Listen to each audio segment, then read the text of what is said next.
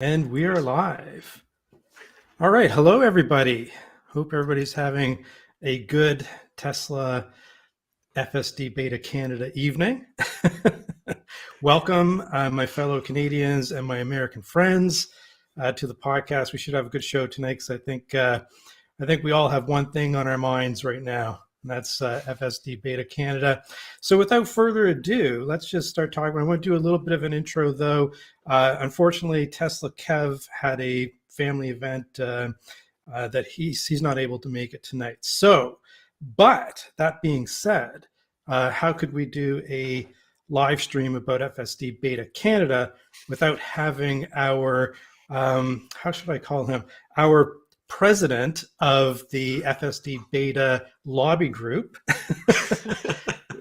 which is Franklin, also known as Mother Frunker. And I think I lost count, but I think you sent Elon about 400 or so tweets over the last year and a half. Okay, so I was doing one a day, and I actually made them all different, like funny memes and stuff.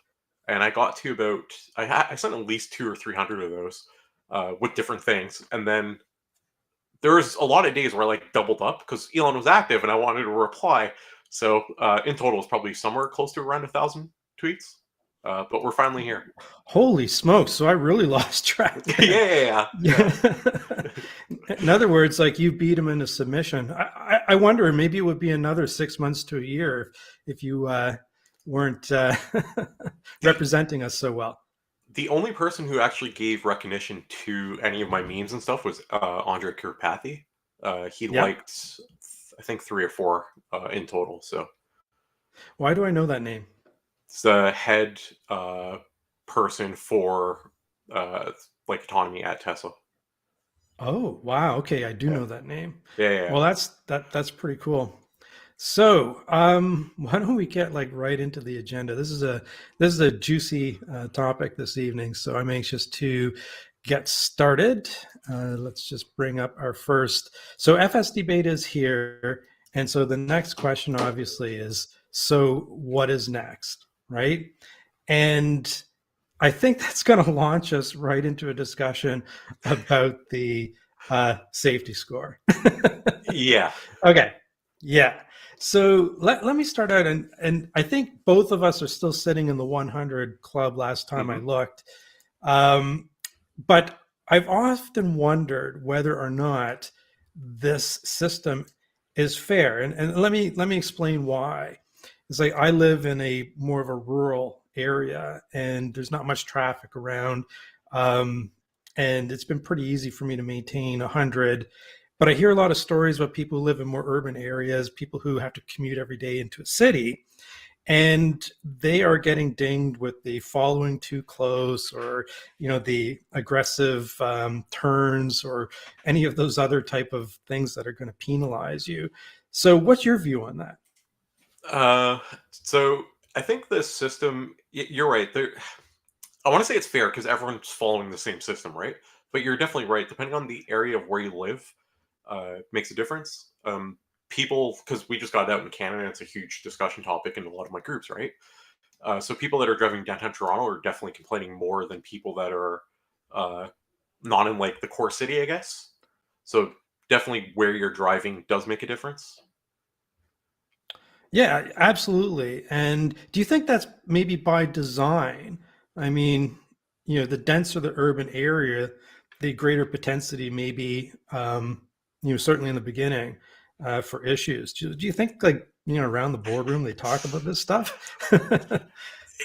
Yeah, I think, like, from Tesla's perspective, they want a degree, or well, they want the car to be safe, right? They want people that are driving it that are safe, obviously, because especially now that it's going to a new country, they want to have all the people that are getting it that are going to prevent accidents, obviously, right? Because they want to show good data. So what's the easiest way to show good data? You show data where it's the safest, and the safest is not around a lot of other people, because people are unpredictable, right? Yeah. And it'd be interesting, and I, I'd really love the audience participation because I want to know what your experience has been. And I do know that, for example, it seems to me that, because even with a 100 score, you can still see that you've gotten dinged on a few things, right? And it seems to me that just coming up behind somebody at a stop, like at a red light, stopping, that you're going to get dinged for following too close. And no one's going to stop like a football field behind somebody at a red light. Yeah. I think the systems. So I've actually given this a lot of thought. I don't know what a good system entails, but I feel like the current system isn't great. And it's for things you mentioned. The system actually kind of encourages you to go through yellows because it's better to go through yellow than it is to make a hard break. Yeah. So that's kind of problematic, right? That's what I'm talking about. Yeah. It's like, Yeah. I can do like a 10-hour montage, and I'd only have to drive 12 hours to show you videos of people cutting me off where I'm hitting the brakes because otherwise I'd be hitting them, right? Where I live. So, like, it would be hard for me to use it on a day-to-day basis, the safety score, especially where I live, based off the drivers around me, right? So, it's fair for everyone. I'm not saying it isn't. But is it a great system? I'm not sure.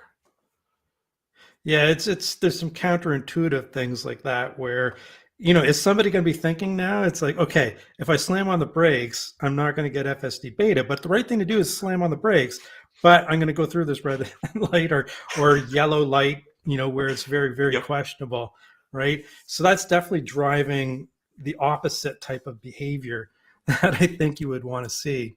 But I added a link in the chat for those who are interested.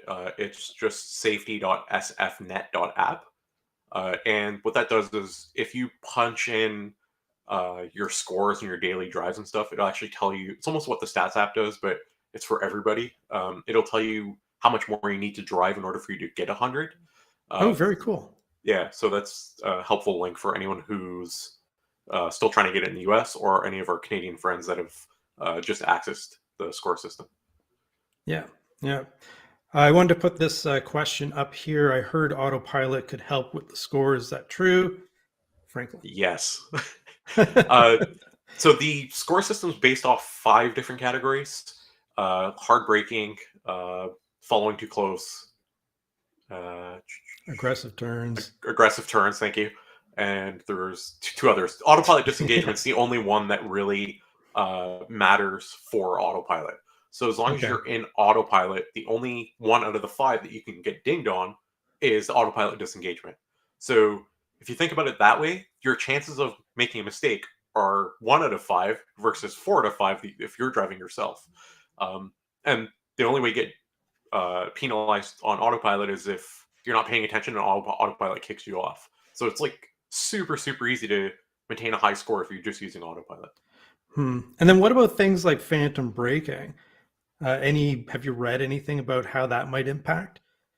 Honestly, I'm not score? sure. If you're on Yeah, that's a autopilot, good one. Right? yeah, if you're on autopilot, phantom braking will not affect you because the car's taking fault for the mistakes it's making. And Okay. if you're not on autopilot and you're phantom braking, well then, yeah, there's a problem with you driving. But it's like I went out and did about 170 kilometers. What is that? That's just over 100 miles. And I drove. Someone else mentioned in the comments about driving like a grandma. No offense to grandmas out there, we love grandmas. But basically that's what I did, and I followed like so far behind cars, and I must have looked hilarious. Like people were driving by, this guy in a Tesla driving like an absolute moron or something. Yeah, no, I hear you, and that's basically what I did. Like I'm at 200 kilometers currently, and I've been driving like ridiculously like cautious and slow. And again, I don't feel like it's safe the way I'm driving, but it's safe towards the score system, right? I think you raise a really good question, right? Like, is it actually driving safely? If you're not going the speed of the traffic, or let's say in rush hour, right? Like it's gonna bunch up in rush hour. You're going to be following cars closer than you normally would, especially when it slows down to 40 kilometers an hour, right?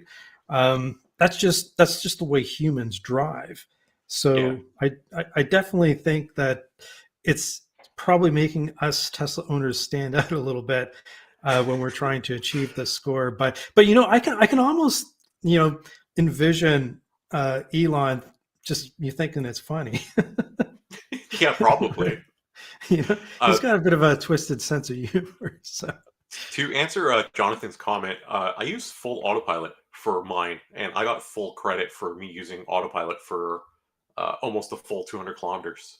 So you don't necessarily have to use traffic-aware cruise control. It makes it easier. Does the score go with the car or the profile of the driver? My understanding is it's the car. I was gonna say car.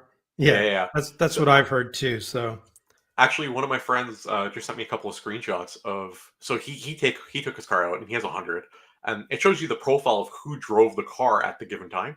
So he can see his wife's profile, and he's like, look how she's driving in comparison to me. So you can see her profile score, but it's still combined, right? It's still one overall score. Still one overall score. Now, do we know that for a fact? I mean, that's what I've heard, right? So, at least based off what my friend showed me from his screenshots, it's combined.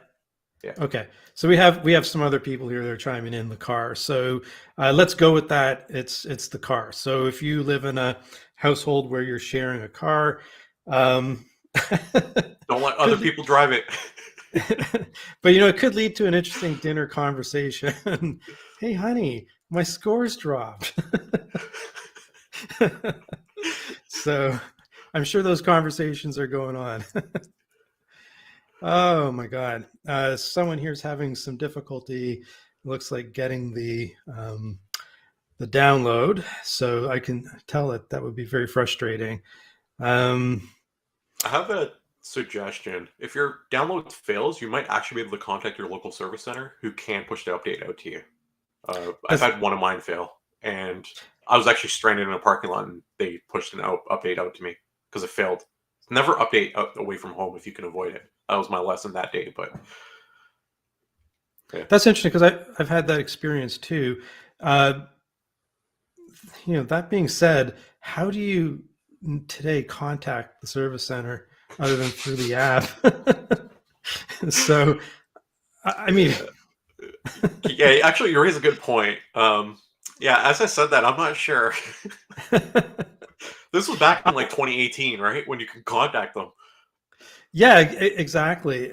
Now I do have not a phone number, but I do have an email that I can use for my local SC. So, next time you go to the SC, make sure you ask them, to give you that secret email or something.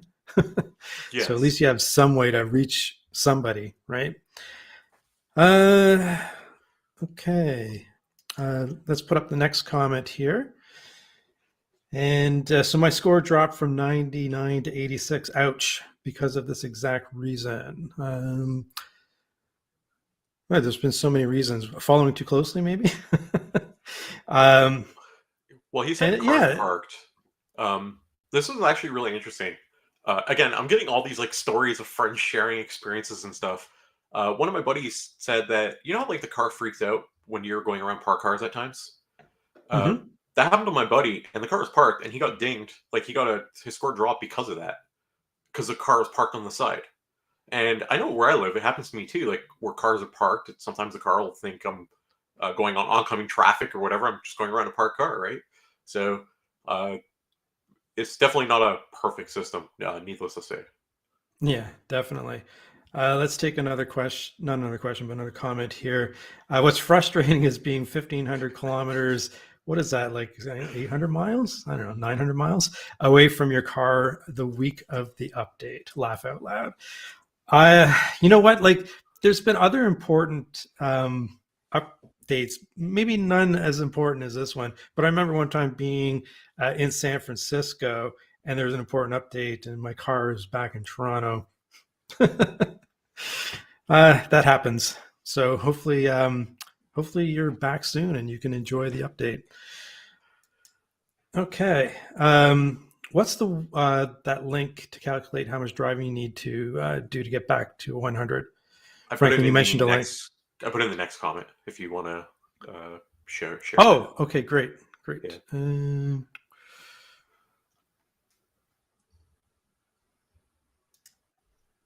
You put it in the comment? I don't see it.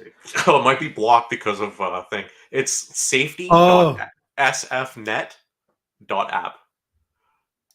okay. Let me So try it since I'm the host. What is it? yeah, Safety, yeah, safe, safety. Yeah. safety.sfnet.app. sfnet.app. Yeah. Did it You're work? no, I don't see it in the You comments on don't my see side it? either. It's Okay. really like, hey, we're not giving out links here. Either that or it's analyzed your link and it Oh, okay. thinks It it's just showed up. malware. No, It it did just it? showed up. Yeah, it was It did. it's delayed. Okay, cool. All right. So we've talked about this. No more sharing. Sharing is caring, but I don't know. Maybe not in this case. Okay, this is a good question here because we've all been speculating on this one. How long do you have to keep the 100 score before you are accepted for the download? So it's funny because one of my buddies and I were talking about last night. Frank, what's up, Frank? He gets a lot of replies Yeah. from Elon. So I'm like, hey, can you go find out for me how long I have to wait to maintain my 100? So he's like, okay, sure. So he actually tweeted Elon last night based off our conversation, and Elon replied to him. So the response back he got was 7 days. 7 days from 7 having days. 100. Okay, so not 7 days from when you hit that magic button. I'm not sure. It begs a lot of questions, right? You and me, or like yourself and I, we got the update on the Saturday. So we got Yes. it relatively early compared to everyone else. So Yeah. should I be excited expecting the beta on Saturday when like the majority of Canadians got the update on like the Tuesday or Wednesday? Um, so is it going to be like a Wednesday batch release, or are we going to be like lucky and get it a couple of days early? Like I'm excited, right? Well, I um, think if you're the only, because I got it on Saturday too, like you, but I didn't get out for a drive. Like I didn't make my 100 with the number of kilometers, miles you have to drive until the Monday. So yeah, if you get it Saturday, right, yeah. then I predict you're going to have a very popular YouTube channel on Saturday. I actually created a timer because why not? So I'm at 5 days, 10 hours, and 19 minutes as of this time. That's from when I completed my first 100 drive. So Okay, yeah, since we're talking about this, the minimum number of kilometers. Actually, it's only been specified in miles, 100 miles. So we're speculating that 161 or 162, depending how you yeah. convert it, kilometers is the magic number. Um, and I don't think it matters whether it's one drive or several drives. I Nope, think it's just the distance, right? correct. Yeah, I just need a total of 160. That's what we're speculating. They haven't really said. That was what they needed for the Yeah, US. Yeah, more that's speculation, right? always, yeah, and it's always speculation, isn't it? It's like, yeah, there's rules, but here's some of them, but not all of them, right? So So we're left guessing a little bit. the next comment actually is Elon tweeted a 98 will likely be the minimum score. What's your thoughts on this? Do you think they lowered it because they realized not enough people were getting 100? That's really good. I've got the article from our good buddy Darren there at Drive Tesla Canada. Um, that's really we're speculating again, right? So it could be that that's the case, right? Like I think there needs to be enough people to send it to in the first round. There's probably a plan, right? Mm-hmm. I, this is my take. Like, you got to think they've done this in the U.S. for, uh, like I don't know, like 8 months now or whatever it's been. Um, they have a general idea of like, hey, if we send out this button to whatever 100 people, what percentage will hit 100%, right? And I wonder if our Yeah. data is not matching, and that's why they're kind of lowering the standard a little bit. I'm not sure. I wonder why that would be. Like there really isn't a lot of difference between how Canadians and Americans drive, at least in my opinion. I've spent a lot of time. I used to live in the US. So, you know, I really don't see that there would be a big difference. Do you think snow factors at all? That's okay. You might have hit on the magic criteria that we're not aware of because I would imagine it's going to be more difficult to achieve this score, when it's winter weather. Hmm. Yeah, like a 98 in Canada would actually be like 105 110? US. Yeah, something like that. Yeah. We're on the same page here. Yeah, totally. We can read each other's minds now. Yeah. So, yeah, I think that's good news. So, if I have to go out between now and Saturday, if I get dinged a little bit, maybe I'm still safe. You got to Uber it. Okay, we've got another question here. Once you get the 100 score, can you just leave your car parked until the 7 days go by? That's quite frankly what I'm doing. Yeah. Go ahead. Go ahead. No, you're good. Go for it. I was just going to say, I think everyone knows that my wife also has a Tesla Model Y, and she got the download too, but I haven't activated it because we need one car to drive. So basically, you've driven her car since? I've been driving her car since Monday. And she's not happy about it. But I told her, and then I went out today. I had to scoot out to Best Buy. I actually got these Beats Fit Pro. I wanted to try them out for this for the podcast. And so I went out and I texted her. I said, babe, don't drive my car. I'll be right back. Don't touch it, please. You'll see when her profile pops up and you're at a 99. Which is fine. As long as you're over 98, right? Exactly. So to answer the question, there's no indication that you can't do this.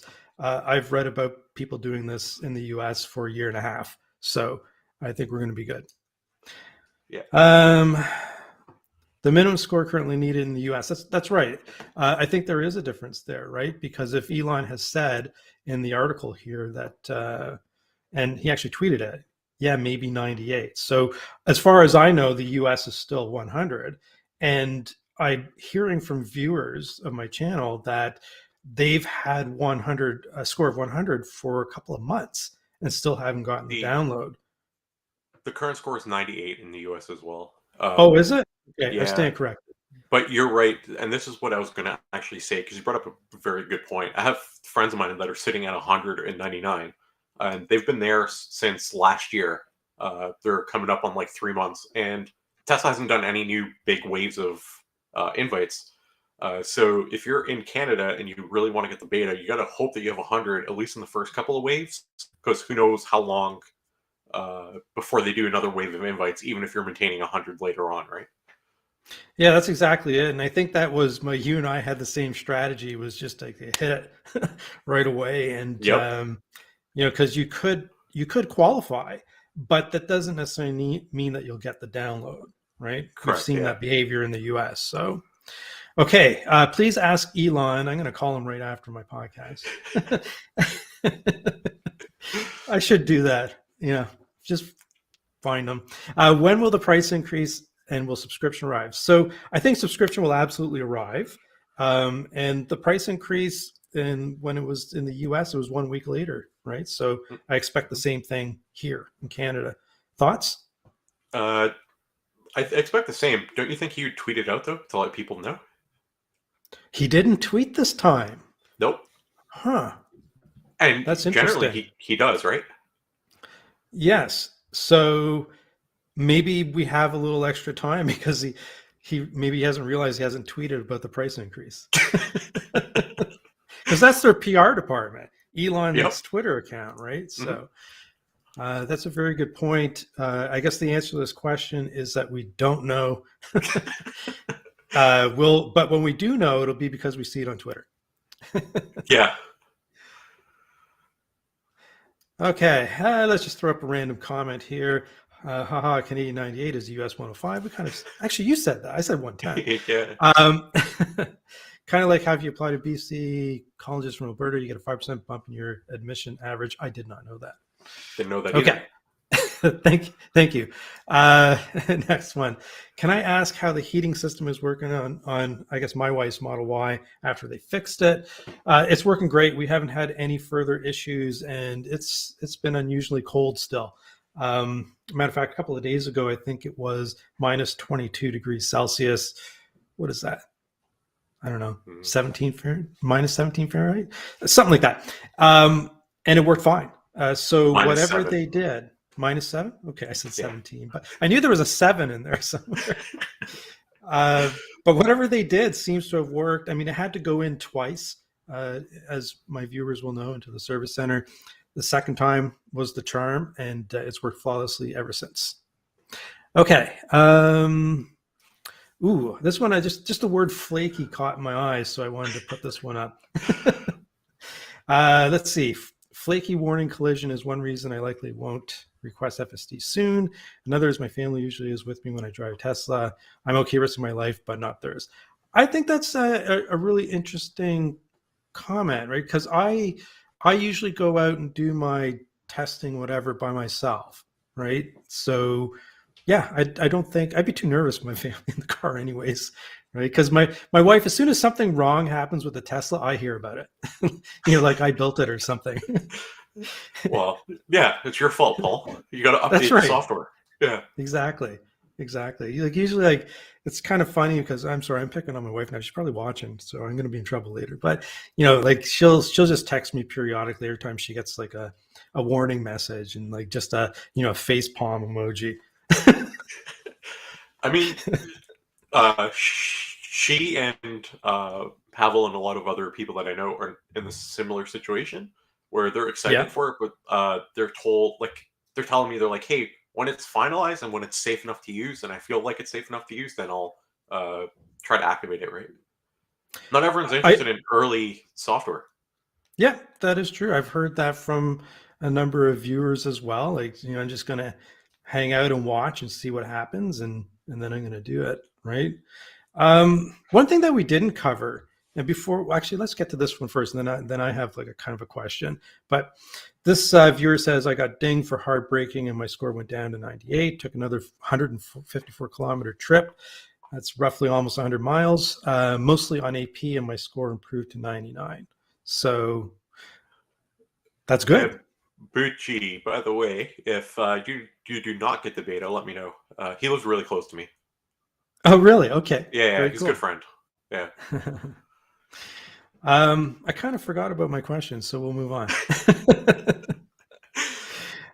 Okay. I see there's some conversation about potholes. So, I mean, at this time of year, I think it's a relevant comment, right? So you got to put on the brakes if you see a pothole. So you're going to get dinged. There's no way around that. You don't recommend driving through the pothole, right, Franklin? So I actually got a $350 bill because I went over a pothole and damaged the coolant pipe underneath my car. Warning message just popped up like crazy, and $350 later just because I went over a pothole. I wasn't even going fast. I was just doing like maybe 60, and I just hit it wrong, unfortunately, and yeah. Yeah, and Autopilot doesn't help you there. Like it doesn't recognize potholes. I don't know if the FSD Beta software. Have you heard whether or not there's any type of obstacle avoidance? No. So the only thing that they have early signs of is speed bumps, so it can detect them, but I don't know if it does anything over them yet. Yeah, more or less. Yeah, more or less. Okay. I think we've covered this one, but hey, let's cover it again. So will driving using AP help improve your score or just prevent your score from getting worse? I've heard an interesting theory, and I don't know if it's true or not, so don't take it as like certainty. But I was told that your average for AP driving is weighted differently from your average from manual driving. So if you're doing only AP driving and then you're doing a little bit of manual driving, the weighting of the score system will be different. Again, I don't know how accurate that is. From what I understand, it's just overall driving. And if you're just overall driving, Autopilot is the best way to go. Okay. If you're just using the traffic aware cruise control, right? So you're not using auto steer. I know a lot of times when I do that, like I'll be well within my lane, but then I will trigger, the car saying it's like, I don't know, I forget what the message is, but it's moving me back into the lane or something like that. So if you're on manual, stuff like that can happen too, right? Like, yeah. Yeah. There's something else interesting. I want to bring it up because I just kind of thought about it. What do you have your car set to for early collision warning? or I like have the collision. Yeah. it's the default, whatever the default, I think is medium.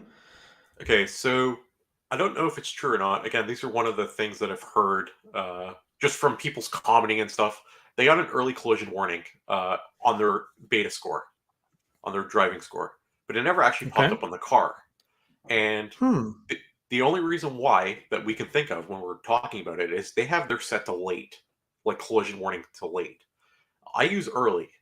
So possibly the car was going to collide, like if they had it set to early, they would have got the warning message basically. Because they have it set to late, they're not getting the warning message. It could be. The other thing that's kind of related to the same thought line is I had a viewer ask me about they have a tight garage and they always get beeped at. Did we lose Franklin? Sorry. You there? Okay. Yeah, sorry, continue on. I was here. I was listening. So they always get beeped at when they're going in their garage, but that's not the same thing as a collision avoidance, right? That's not going to, I think, cause any issues. I don't think so. This was my recommendation. So your drive only counts if you're over 0.16 kilometers on a single drive. So if you're going into your garage and you know your garage beeps you, like mine does, my garage beeps me every time I go into it. All you need to do is park your car, and then when you start it up again, it counts as a new drive, which is less than the 0.16 kilometers. So now it shouldn't count against me, in theory. Yeah. Yeah. I mean, I think that's great advice. Actually, it's funny enough, I asked Franklin that question, and that's the advice he gave me, and that's the advice I use. So when I finished my big drive, I pulled up in my driveway. I put it in park. I got out of the car. I closed the door. I went and grabbed a drink. Then I came back out, and then I parked it in the garage just to be on the safe side. So it's like non-Tesla people will be probably just really laughing at us right now. Do you blame them? No, it sounds when I just say it like that, it sounds kind of ridiculous, doesn't it? The whole score system is more or less a game, right? Ultimately, you got to gamify the system to be able to get the score you want, right? You mentioned that when we were talking the other day, right? And that's why I kind of started off with this whole topic about whether or not the safety score is fair, right? Because it is gamifying it, and you can what's the saying, right? You can play the game, whatever, right? And manipulate it. There's a word I'm thinking of, but I can't find it. Yeah, you're basically manipulating the game to have the outcome the best possible for what you like if you want to win, right? Yeah. So that's more or less what it is. It's just a big game of numbers, right? Yeah.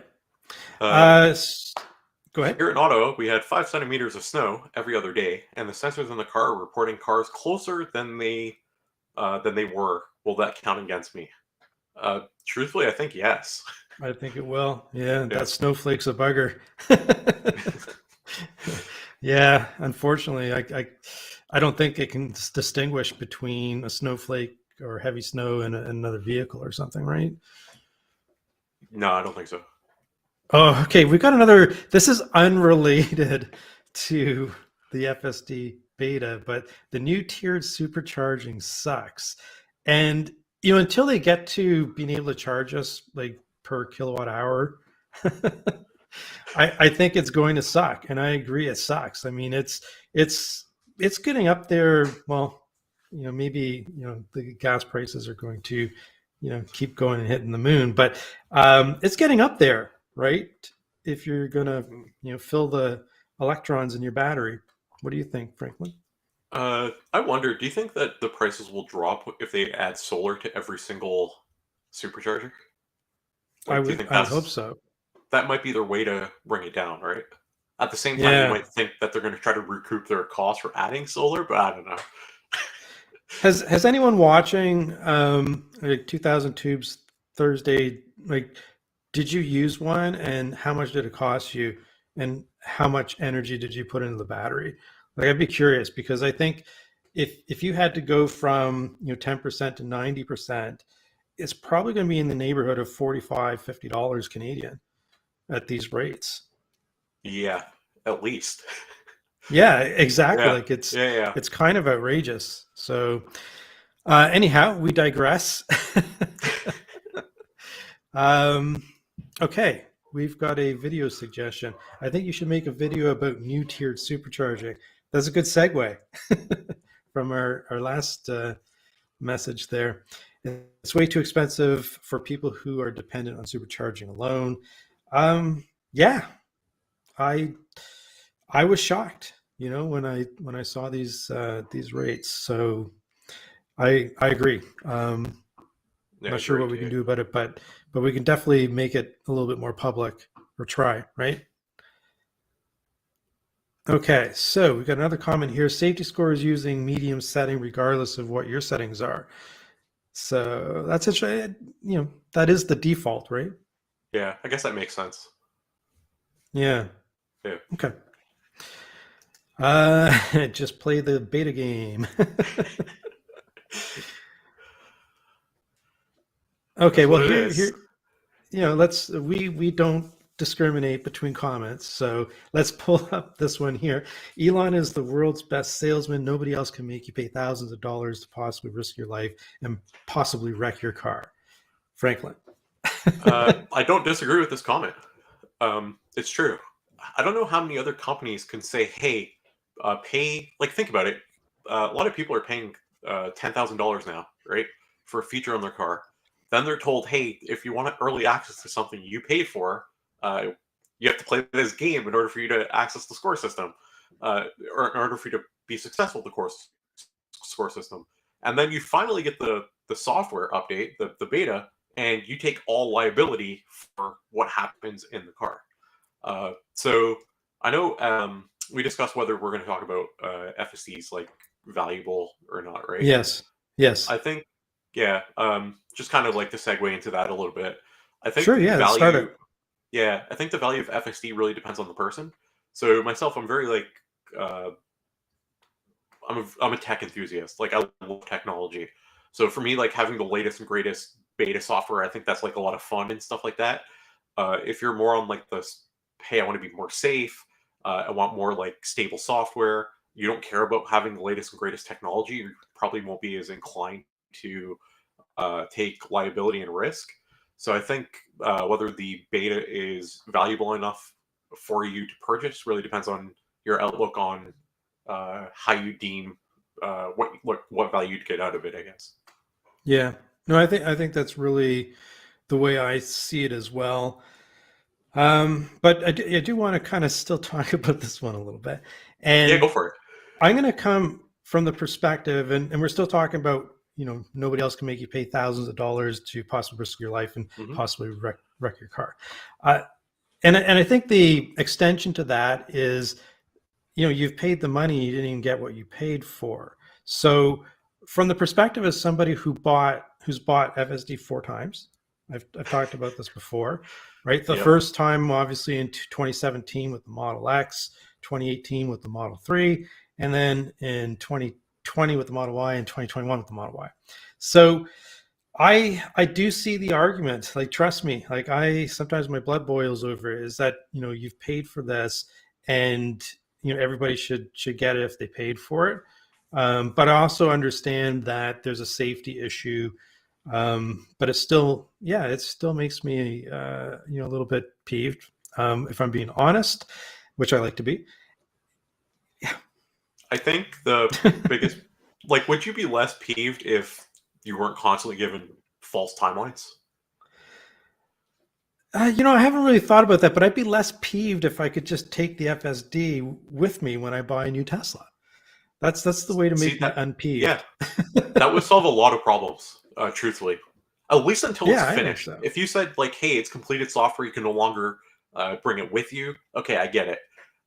You can gain value from your purchase. But my Tesla now, like you've gained no value out of 3 out of the 4, or two out of 5 years. 4 out of, yeah.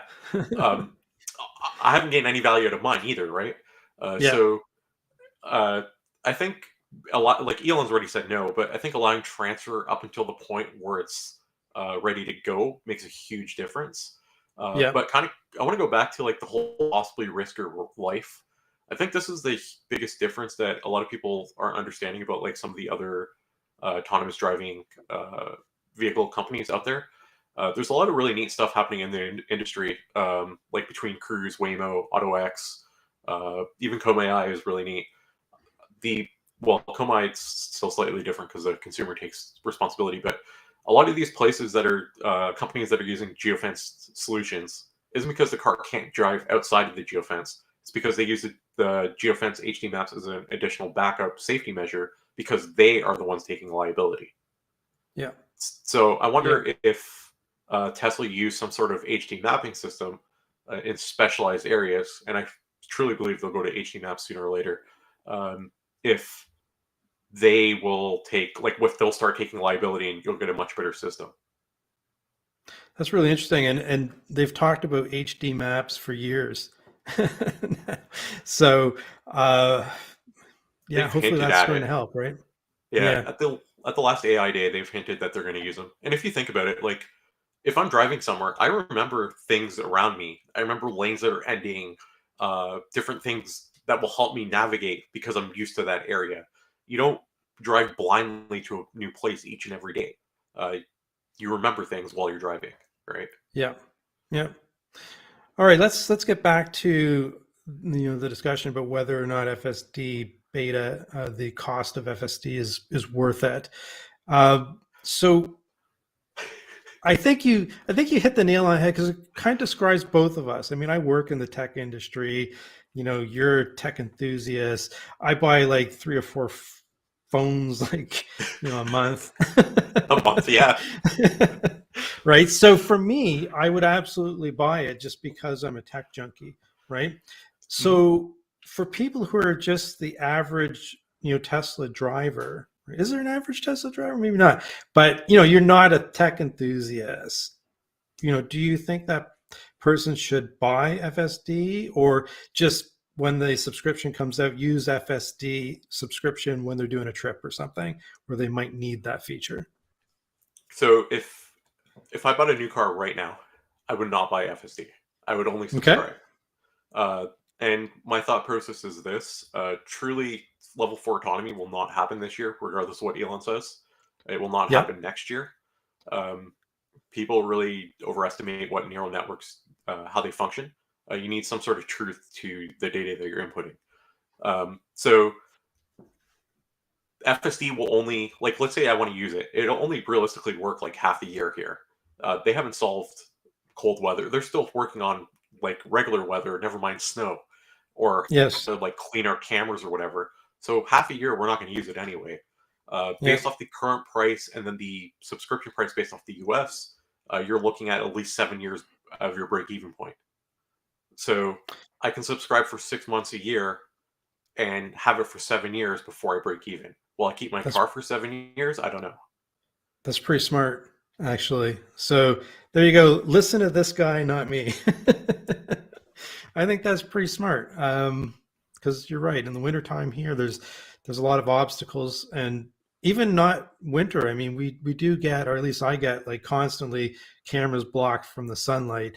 I don't know if there's different code in the FSD beta that can handle the direct sunlight that currently blinds the camera on the version of the software that we have. Do you know? Do you have any thoughts around that, Franklin? I know that it doesn't work in rain anymore. I have a friend who said he struggles with sunlight from time to time as well. So, yeah, they're still experiencing problems. Maybe it's a 49th parallel thing because, the angle of the sun in California is a little different than the angle of the sun, here in Toronto or Vancouver or Calgary or wherever, right? Okay, let's get to some more questions. We've been like bantering there. When subscription FSD is available, no, for sure. do you know if one can try the beta or if you have to buy the FSD outright? You subscribe, you enroll in the safety score system, you get 100, you get invited. The beta is yours until you unsubscribe. If you unsubscribe, you resubscribe, you have to go through the same process again. So it's not real different than you owning it. Okay. It's like Groundhog Day. You have to keep doing the safety score. Yeah. Okay. Let's see. Oh, Mitchell, hey, how's it going? Great topic for discussion, Paul and Franklin. We're here to get the goods and to answer as many questions as we have from the audience. So let's keep going. Next question: could Elon set the price of FSD to zero and thus bankrupt the competition? Ooh. I mean, uh, if he had full self-driving, sure. But he yeah, wouldn't really bankrupt the competition. I mean, there's so many companies that are well funded right now for this industry. Um, I'm like really invested in the autonomous vehicle industry. By my calculation, there's about 55 companies that have really interesting technology suite right now, and they're all really well funded. So I don't think they would be bankrupt. And you got to keep in mind that Tesla doesn't have a full self-driving vehicle currently. yeah. Yeah, that's what I would think too. And Tesla, even when they do reach like this, if or when or whatever, the level 4, level 5, they're not the only player, right? Like I think companies like Mobileye, come to mind. Some of the traditional OEMs, have some fairly advanced technology around this too, and I think that's going to temper the ability of Tesla to use it as that kind of a weapon. In fact, there's a school of argument that says at some point in time the full self-driving type of autonomous technology is going to get democratized, right? And when Yeah. things get democratized, the price comes down. So it'll be really interesting to watch this space and just to see how much competition there is and how good the various technologies are, right? Oh, it's exciting. Yeah. Like I watch way too much stuff from like all sorts of different companies and their different approaches and stuff like that. And like I said, I'm a technology enthusiast, right? And it's just Yeah. really like fun to see all the different approaches, right? Yeah. That's pretty cool. Okay. Uh, we have this comment here. HD maps are kryptonite to FSD. I would be very surprised if Tesla used them. I'm interested in this comment. I wish I could have like a live discussion with Paul. Um, Um, and then if you want to display his next one, asking HD okay. Maps displays a fundamental misunderstanding of FSD software. Have you ever watched his presentation? He actually mentioned that they might use HD mapping at their AI, their second AI day. And I feel like most people have a misunderstanding what HD mapping is. HD Hmm. mapping can be like currently Tesla uses a map system. They have to. You have to know how to go from point A to point B. HD map just basically tells you additional information like your lane is ending. It can be anything from simple as your lane is ending, how many lanes are exist, all the way up to much more advanced stuff. And like I said before, you remember things while you're driving. So if you know lane's ending coming up ahead, you're going to try to move over sooner.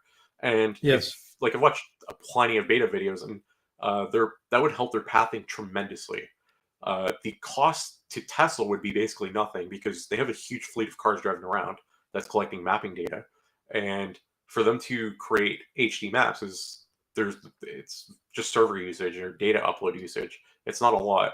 I would be shocked for them not to do it. Some of the worst videos or the people that are struggling the most with the beta is because the maps aren't good. So how do you fix that? Well, obviously you get better maps. If you're going to do better maps, why not just add in additional information here or there? Yeah, and I think what Paul might be getting at here is the vision system, right? So I mean, you need maps to do your point to point kind of like directions, take me from A to Z, right? But that being said, if the vehicle's vision was like human vision, right, then you see your way, right? Yeah, no, Versus, those definitely. yeah. So I think that it's really interesting. Like there's vision is definitely very different from what a lot of the other folks are doing. No lidar, no just cameras, right? Well, something to something that's interesting. Tesla, and this is part of the reason why they have phantom braking. Tesla's vision system is actually really interesting. It's really good. My wife still doesn't care about FSD. Um, their vision system is really good, but I've noticed something. Every single company that's using vision only or not using lidar, always compares their system based off LiDAR. So LiDAR is the baseline for every company that's collecting data. So like Tesla even drives around a LiDAR car to do data proof, which is fascinating because that is your baseline of data. Well, that's what they deem their baseline of data. The reason why you're getting phantom braking is occurring, and I'd have to find the Elon tweet, but basically the cameras aren't picking up stuff fully all the time. So say you're driving and it sees a car, that car might come in and out as like a flash, and when it flashes the second time, your car's going to brake because the camera's not able to recognize it fully. Tesla's upcoming solution based off of Elon's tweet is they want to keep it in temporary memory. So they're going to remember the items there for slightly longer, which should solve phantom braking, but that might bring additional problems. But we'll see.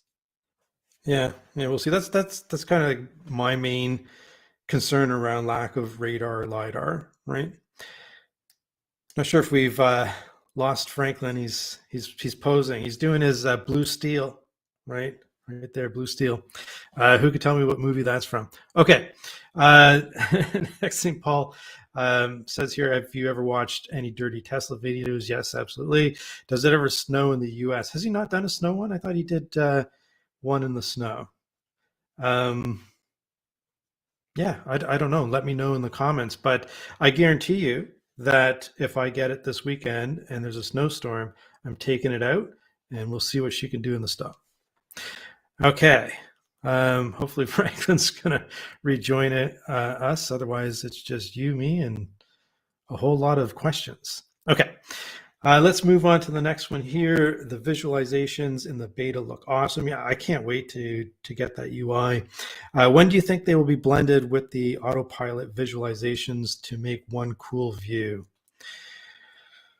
That's a really good question. I do not know the answer to that, but that's Franklin's back.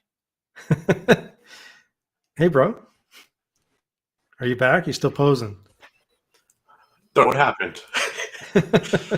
I told them, yeah, I can hear you. You're kind of frozen on the screen. So I just told them, everybody, you're doing the blue steel, from a certain movie. So waiting for someone to tell me. Zoolander, somebody got it. Zoolander, blue steel. You did your blue steel. Okay. What were we talking about? Oh, the visualizations. They look awesome. This viewer is asking about the Autopilot visualizations and FSD Beta, and when's it going to be one cool view? I don't know. Do you have any thoughts about this one? This one actually, I tweeted Elon a bunch about this. We have an FSD visualization preview on our car, but it's fake. I want a real visualization preview. Yeah, I hope it's everywhere. Yeah.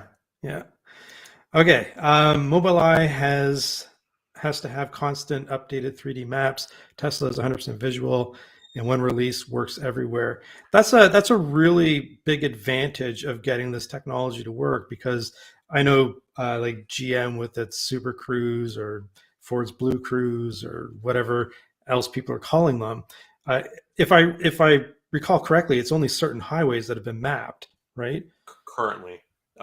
Yeah. But see, this is the thing that so Mobileye is actually really smart how they're doing it.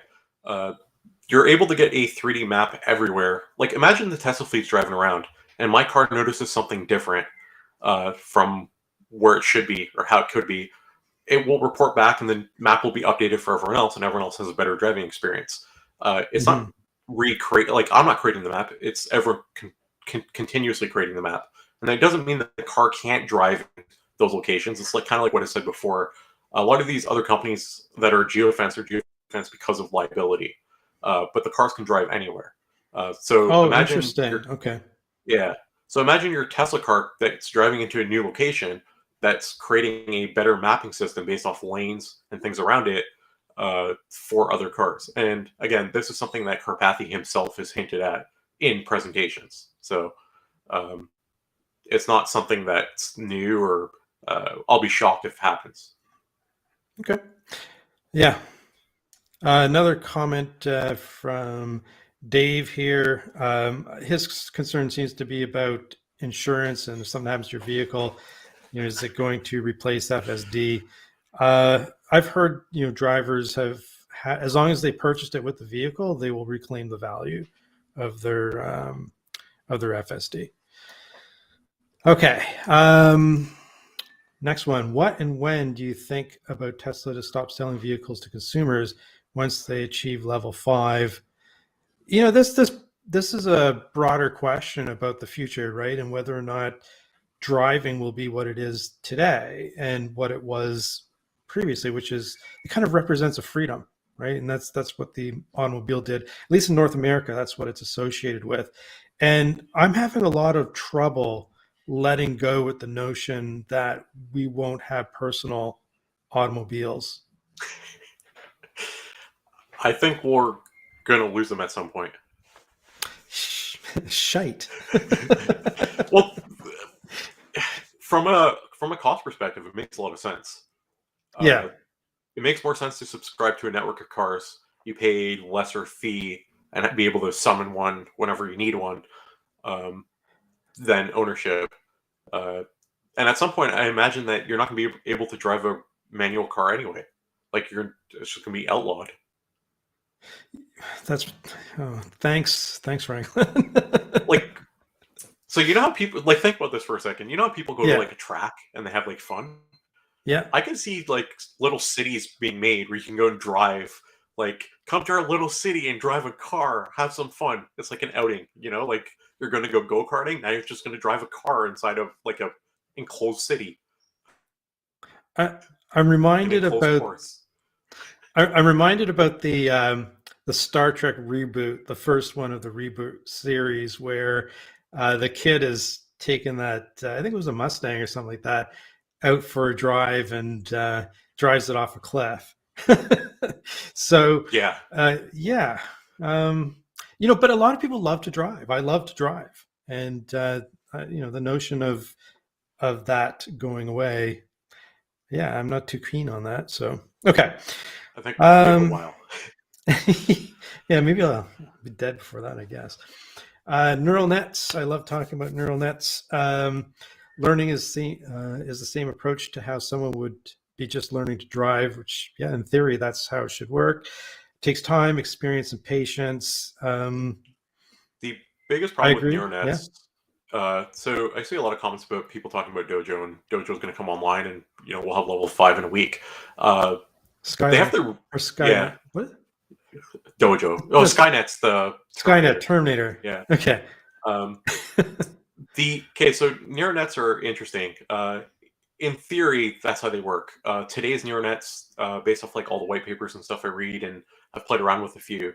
I've actually been kind of tempted to do some stuff with it with some cool libraries I found. But so people, I'll give you an example. I don't know if you've seen it. Neural net has beat like some of the best Go players, for example. Yeah. Have you seen those?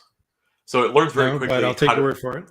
So basically, it learns very quickly how to beat players in Go.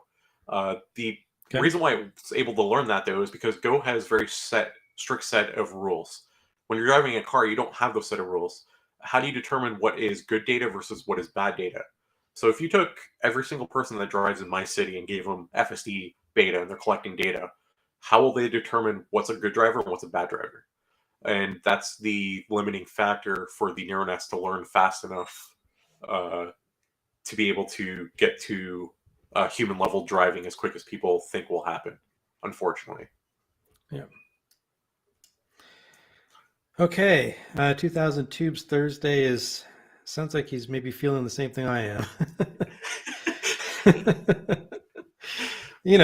For now, though, I mean, you can always you don't have to use FSD if you want to really get out there and feel the vehicle, as they say, right? So, and that's how I drive. If I go on a long trip or if it's monotonous, like you're in traffic, I use Autopilot.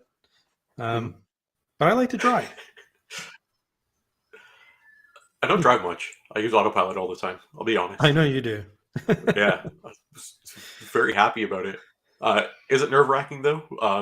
From what my friend said, you're paying attention, like a lot of attention all the time, because at times it will try to kill you or others, right?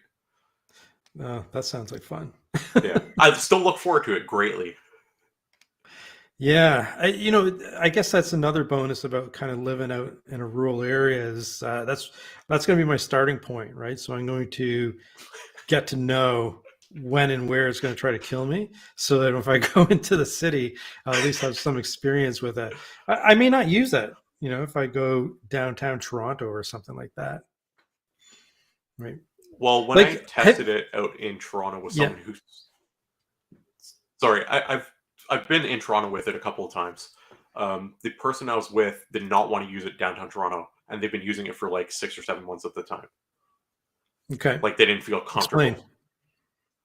They just didn't feel comfortable using it in heavy traffic. Yeah.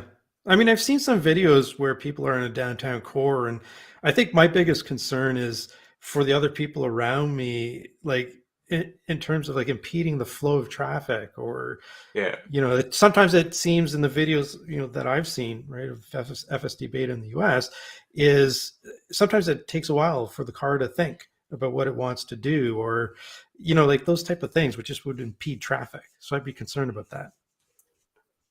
it's gotten faster, way more confident in the newer updates, and I Yeah. think it also depends on the person driving, obviously, right? Because there's been some beta testers that have taken it in like the craziest traffic situations possible, right? Just the person I was with specifically didn't want to try it. Yeah. That makes sense. Does it matter if you get your score during the day when there is more traffic, or get the 100 score driving later in the evening when there's less traffic? Go Go at night because everything counts. Yeah. If you can, right? And we spoke a lot, earlier on in the video about, whether or not this system is fair. And yeah, it does seem to favor people who live in areas where there's less traffic, as far as hitting that 100 score. So it is what it is, right? It's a game. It's been gamified. We got to complete the stage to move on to the next one. All right, so we are just over an hour into it. I think at this point, why don't we see if there's any more questions out there, and if not, we'll wrap it up. But this has been fun. It's been a lot of engagement from the viewers, which is really cool. We love to answer your questions. If you have any more, just fire them away in the I next have minute or so. I have one for you, Paul. So you wake up Oh, you Saturday have one for morning. me. Yeah, oh Yep. yeah. You wake up Saturday morning, you get the update on your Yep. car. What's the Yep. first drive you're doing? Well, like I said, the first drive I'm doing is I'm just going to stick to rural, just in around the area where I live, just to get for a feel of it, right? And then once I have that experience, I'll venture Yep. out to maybe a medium-sized city. Like, for those of us in Canada, you might know Barrie, for example. It's about 150, 180,000 population. Maybe it's more now. I don't know, but somewhere in that neighborhood. And then I'd like to take it to maybe a bigger city like Mississauga. I'm not so sure about going downtown Toronto yet. You? Okay. I'm definitely leaving my city to try it. Yes. Yeah. Okay. I want to go to somewhere smaller, Yeah. like you said, test it out, and then I want to build up and kind of go back to somewhere like Mississauga, like you said, and go from there. But yeah, you have the right idea. Yeah. Yeah. I'm fairly cautious, but I just super interested in the technology, right? Oh, definitely. And that kind of makes me want to get up Saturday morning and just go use it, right? I won't be So shocked if we have to wait till like middle of next week, though. uh, don't say that. Let's all be happy that it's not tracking fast acceleration. That's another interesting thing about the scoring system, right? Where it's not tracking, dragging somebody off the line at a light. Yeah. I enjoy my acceleration. I'll be the first to admit it. I know Yeah. all these people post like online like their efficiency scores and stuff. I've never cared about efficiency. No, you haven't. I only care if I'm doing a No. test, right? Like for a video or something like that. But other than that, like a viewer asked me a few days ago, right, about this question, right? And I basically said, I typically drive my Tesla like I stole it. Yep. Right. So me driving to get 100 points is very unusual, Paul, because it's just so much fun to drive the car, and the acceleration is a great part of that experience, right? So Yep. yeah. And it doesn't make you an unsafe driver either, right? I don't think so. According to the score system. Would you opt in for the insurance, knowing how the score system works, if we had Tesla insurance here? Well, we do have Tesla insurance in Ontario. Last time my insurance was up, it was May of last year. I actually looked into it. It's a third party, but it's Tesla, but it goes through a third party insurance company. And I didn't do it because, one is I actually got a better price somewhere else. And two, I'm not ready to open the kimono to an insurance company on my typical driving behavior, even though it's safe, right? Like I said, there's no law against acceleration, right? So, but I don't want to get dinged because I like to, feel that acceleration periodically. I thought you were going to say floor it. Well, I'm just in case my insurance company is watching, you're going to have to read between the lines a little bit. Okay. All right. Is there any other questions before we stop? Thanks. No, I think Thanks, guys. no, I think you. Yeah, no, thank you all for viewing. And if you're watching this and you're liking it, go ahead, please, ding that. Actually, all these YouTubers have the saying, was it click the like button and ding that notification bell. I'm not a traditional. I'd love for you to subscribe, but it's not why I do this. But please subscribe. And thanks to everyone who's in the comments asking the questions, because you guys are always what makes this fun. And I think I froze. Where can people find you? Oh, I'm back. You're back. Where can people find you? M Franker on Twitter, and then Mother Franker on YouTube. Fantastic. So if you haven't, make sure you check out Franklin's channel, Mother Franker, on YouTube. Really great content, especially if you're into the technical side of things. No one does it better than this gentleman right here. Subscribe to his channel. And we'll catch you on the next podcast. And thank you very much for joining us. I was going to say Tesla Canuck, but I'm not Tesla Canuck anymore. Electric Canuck. Over and out.